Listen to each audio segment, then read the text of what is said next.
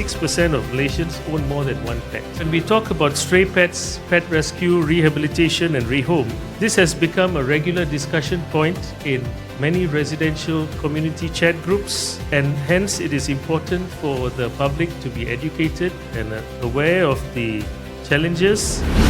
If we can bring our respective mandates, expertise and community experience together, we can develop an urban animal management system that protects animal welfare, support public safety and earns the confidence of the people it serves.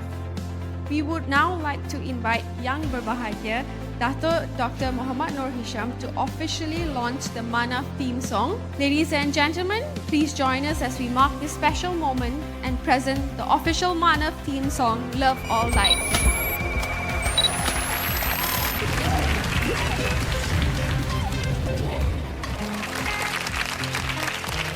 From the rainforest wild and free. Are we equally growing in our sense of responsibility towards animals? This is where the Animal Welfare Act 2015 becomes highly relevant.